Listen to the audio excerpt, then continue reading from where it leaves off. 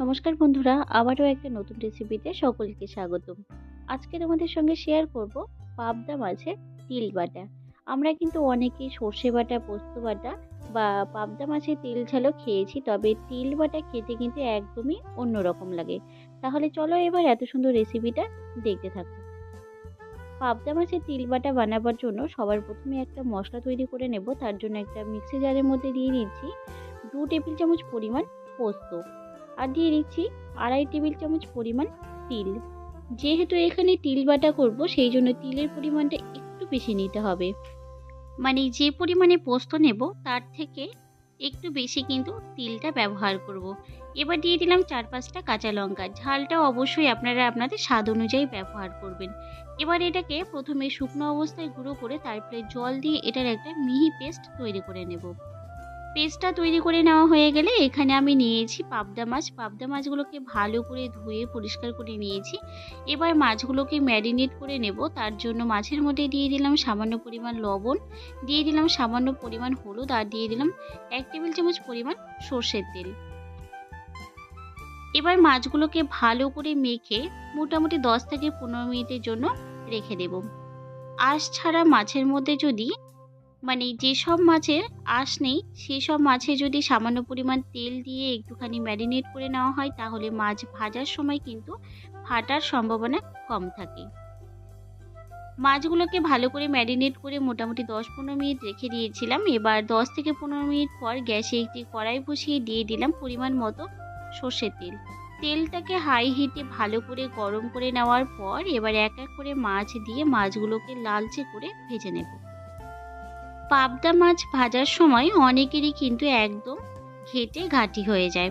তো তেলটাকে হাই হিটে ভালো করে গরম করে নেওয়ার পর গ্যাসের আঁচটাকে মিডিয়ামে রেখে মাছগুলোকে দিলে কিন্তু মাছগুলো ভেঙে যাওয়ার সম্ভাবনা খুবই কম থাকে। দেখুন আমি একইভাবে মাছগুলোকে দিয়ে ভেজে নিচ্ছি। এইভাবে যদি তেলের টেম্পারেচার রেখে যদি মাছগুলোকে ভেজে নেওয়া হয় তাহলে কিন্তু মাছ ভেঙে যাওয়ার সম্ভাবনা একদমই থাকে না। প্রথম ব্যাচের মাছগুলো ভেজে নেওয়া হয়ে গেছে। একইভাবে প্রত্যেকটা ব্যাচের মাছ আমি ভেজে তুলে নেব। একইভাবে সমস্ত মাছ আমার ভেজে নেওয়া হয়ে গেছে। এবার ওই তেলের মধ্যে ফোড়নে দিয়ে দিলাম 2টো তেজপাতা, দিয়ে দিলাম 2টো শুকনো লঙ্কা, আর দিয়ে দিচ্ছি 1 চা চামচ পরিমাণ কালো জিরে। ফোড়ন থেকে সুন্দর গন্ধ উঠতে শুরু করলে সেই সময় দিয়ে দিচ্ছি বড় সাইজের 2টো পেঁয়াজ কুচি। আমি এখানে মাছ ভাজার সময়তেই একটু বেশি পরিমাণে তেলের ব্যবহার করেছি বলে আমার আর এক্সট্রা করে কোনো রকম তেল দেওয়ার প্রয়োজন পড়েনি। যদি আপনাদের মাছ ভাজার তেলটা কম মনে হয় তাহলে কিন্তু পরে আবারও কিছুটা পরিমাণ তেলের ব্যবহার করবেন। আর এই রান্নাটা চেষ্টা করবেন সরষের তেলেই করতে। দেখুন পেঁয়াজটাকে আমি ভালো করে ভেজে নিয়েছি। পেঁয়াজটা কিন্তু একদম লালচে করে ভাজা হয়ে গেছে। এবার আমি এর মধ্যে দিয়ে দিচ্ছি একটা বড় সাইজের টমেটো কুচি। টমেটোটাকে একটু মিহি কুচি করে নিয়েছি। এইভাবে যদি ছোট ছোট টুকরো করে কেটে নেওয়া হয় তাহলে কিন্তু খুব সহজেই টমেটোটা নরম হয়ে যায়। একটু নাড়াচাড়া করে এর মধ্যে দিয়ে দিচ্ছি সামান্য পরিমাণ লবণ, যাতে করে টমেটোটা খুব তাড়াতাড়ি নরম হয়ে যায়। এবার এটাকে ভালো করে কষিয়ে নেব যতক্ষণ না পর্যন্ত টমেটোর কাঁচা গন্ধটা চলে যায়। 3 থেকে 4 মিনিট সময় ধরে আমি টমেটো ও পেঁয়াজটাকে ভালো করে কষিয়ে নিয়েছি। আর দেখুন টমেটোটা কিন্তু একদমই গলে গেছে। এবার এর মধ্যে দিয়ে দিলাম 1 চামচ পরিমাণ আদা রসুন বাটা। এখানে আমি আদার পরিমাণটা একটু বেশি রেখেছি, আর রসুনের পরিমাণটা 2 থেকে 3 কোয়ার মতো রেখেছি। দুটোকে একসঙ্গে ভালো করে বেটে নিয়েছি। এবার সমস্ত মশলাকে ভালো করে কষিয়ে নেব যতক্ষণ না পর্যন্ত আদা রসুনের গন্ধটা চলে যায়। তবে মশলা কষাতে কষাতে এর মধ্যে দিয়ে দিলাম পরিমাণ মতো লবণ, দিয়ে দিলাম হাফ চা চামচ পরিমাণ হলুদ গুঁড়ো, দিয়ে দিচ্ছি হাফ চা চামচ পরিমাণ কাশ্মীরি লাল লঙ্কার গুঁড়ো। এটা সম্পূর্ণ অপশনাল, যদি ভালো লাগে তাহলে দেবেন। আর সামান্য পরিমাণ কাশ্মীরি লঙ্কার গুঁড়ো ব্যবহার করলে কালারটা কিন্তু সুন্দর হয়। দেখুন মশলাটাকে ভালো করে কষিয়ে নিয়েছি। মশলা থেকে তেলটা কিন্তু ছেড়ে দিয়েছে। এবার এর মধ্যে দিয়ে দিচ্ছি আগে থেকে বেটে নেওয়া পোস্ত ও তিল। সমস্ত তিল ও পোস্তটাকে দিয়ে এবার মিক্সি জারটাকে ধুয়ে সামান্য পরিমাণ জল আমি দিয়ে দিচ্ছি। মোটামুটি 1 কাপ মতো আমি এখানে জলের ব্যবহার করেছি। এবার সব কিছুকে মশলার সঙ্গে ভালো করে মিশিয়ে নেব।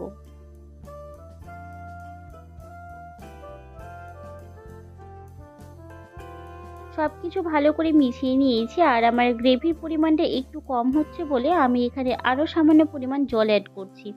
আবারও সব কিছু ভালো করে মিশিয়ে নিয়ে এটাকে ভালো করে ফুটতে দেব। এখানে আমি পোস্ত ও তিল দুটোকে একসঙ্গে ব্যবহার করেছি। আপনারা চাইলে কিন্তু সর্ষে ও তিলটাকে ব্যবহার করতে পারেন। তবে কি এর মধ্যে যদি সর্ষে না দিয়ে একটুখানি পোস্ত দেওয়া হয় তাহলে কিন্তু টেস্টটা খুবই ভালো হয়। এর মধ্যে দিয়ে দিলাম সামান্য পরিমাণ চিনি। রান্নাতে যদি সামান্য পরিমাণ চিনি দেওয়া হয় তাহলে রান্নার টেস্ট কিন্তু দ্বিগুণ হয়ে যায়।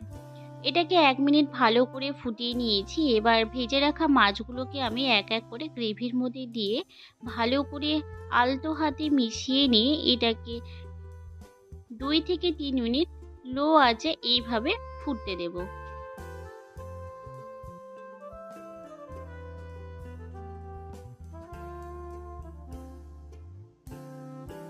খুব বেশি জোরে জোরে নাড়াচাড়া করবেন না, তাহলে যেহেতু পাবদা মাছ নরম হয় সেই জন্য কিন্তু ভেঙে যাওয়ার সম্ভাবনা থাকতে পারে।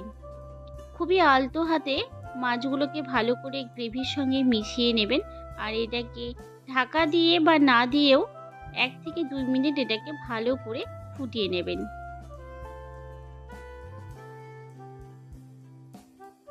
2 থেকে 3 মিনিটের মতো আমি ভালো করে ফুটিয়ে নিয়েছি। এবার গ্যাসের আঁচটাকে বন্ধ করে দিচ্ছি, আর নামানোর আগে দিয়ে দিচ্ছি সামান্য পরিমাণ ধনেপাতা কুচি। এটা সম্পূর্ণ অপশনাল, যদি ভালো লাগে দেবেন, না হলে এটাকে স্কিপ করে যাবেন। এবার গরম গরম এটাকে একটা পাত্রের মধ্যে সার্ভ করে নিচ্ছি।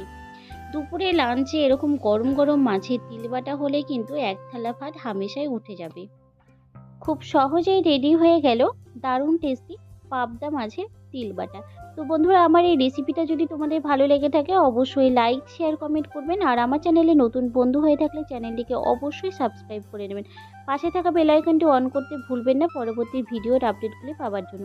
ফেসবুক থেকে দেখে থাকলে ফেসবুক পেজটিকে ফলো করার জন্য অনুরোধ রইল। আজ এই পর্যন্তই, ধন্যবাদ।